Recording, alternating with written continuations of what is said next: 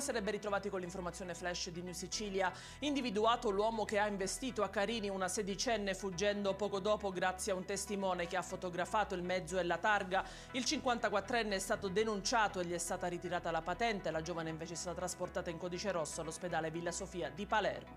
Arrestato un 35enne di Milazzo fermato dopo aver picchiato a sangue un avvocato, presidente di una sottocommissione per gli esami di abilitazione alla professione forense. L'aggressore poco prima era stato bocciato. Anche un altro membro della commissione è stato preso di mira e aggredito verbalmente.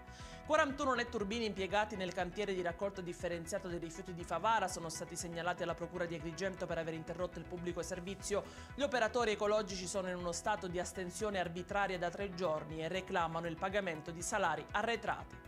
13 migranti, tra cui 2 minori non accompagnati e 2 donne, sono stati soccorsi dal team di Medici Senza Frontiere. La nave ONG è stata destinata al porto di La Spezia e i 13 migranti erano a bordo di un gommone instabile da 3 giorni.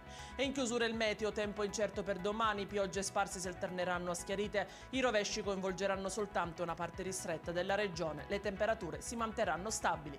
Ed è tutto per questa edizione, nuovi aggiornamenti lunedì alle 13:30. Buona serata e buon weekend.